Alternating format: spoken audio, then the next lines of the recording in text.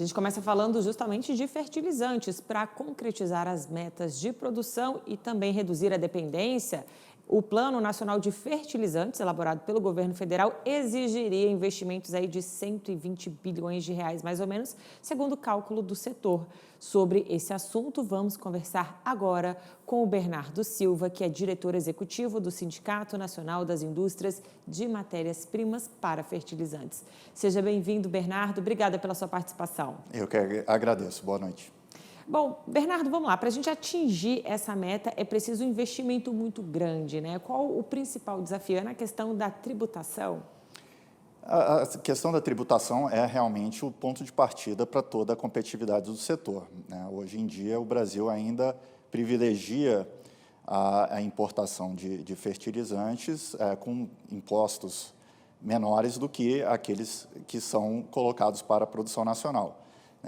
O que precisa, para termos aí um avanço na produção nacional, é um ambiente isonômico, um campo de jogo neutro entre importado e nacional.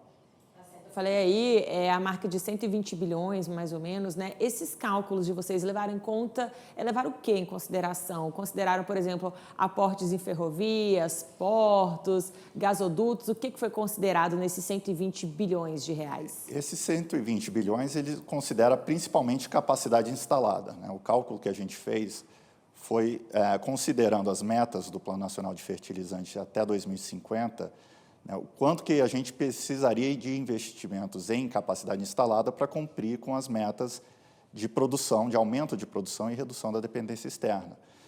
Tirando esses valores, a gente poderia incluir outros, um volume considerável também de investimento em gasodutos, em ferrovias, portos, rodovias e infraestrutura para viabilizar o escoamento dessa produção. Ou seja, pode até passar, então, desse valor de 120 bi, não é isso? Certamente. Tá certo. Bom, agora o plano é de 50 anos, muitos governos vão passar, né? Esse é outro ponto que chama a atenção, né, Bernardo? Exatamente. A gente precisa que esse plano se torne uma política de Estado, que traga previsibilidade para o setor, que tem um cronograma de investimento e a maturação desses projetos, um cronograma bem expandido, né? Um projeto de uma mina, né, demora 5 anos para sair do papel e eles consideram um horizonte de produção de 20, 30, às vezes 50 anos daqueles projetos industriais. Então, a gente precisa que haja, né, essa visão de Estado, né, que não hajam mudanças, né, de 4 em 4 anos, né, que a gente tenha uma governança e um acompanhamento desse plano para que a gente entenda se estamos avançando ou não com as metas e as ações que estão consideradas no plano.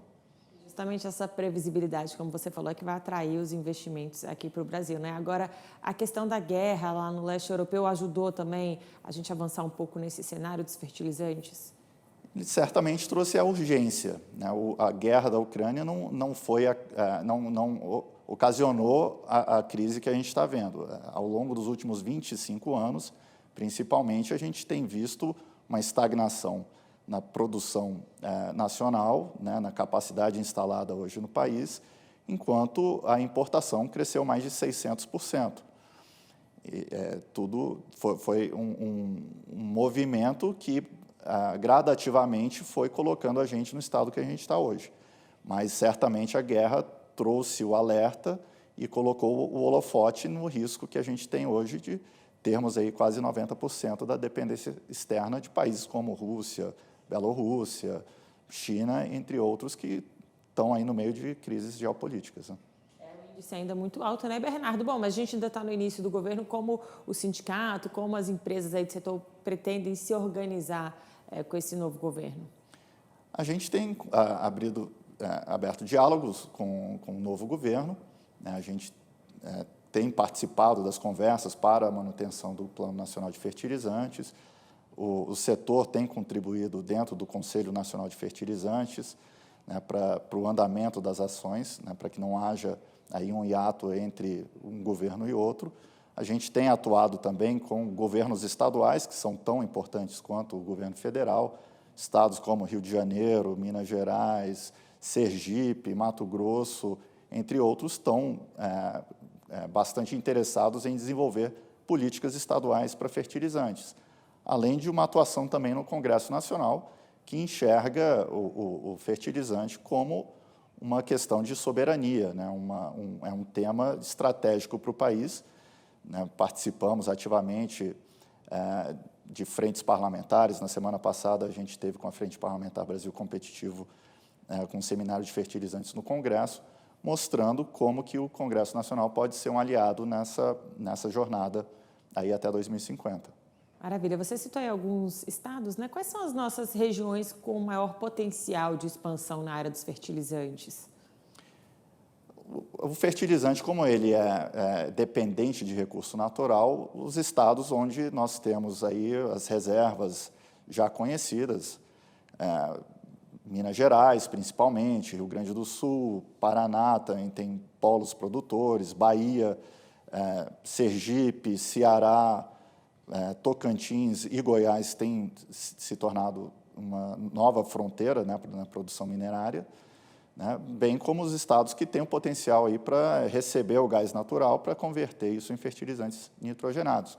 Rio de Janeiro, né, Bahia, Sergipe têm se mostrado aí grandes interessados nessa agenda de gás natural também. Certo, Bernardo, a gente espera que essa agenda seja colocada em prática e que esse setor cresça. Muito obrigada pela sua participação aqui com a gente hoje. Obrigado. Até a próxima.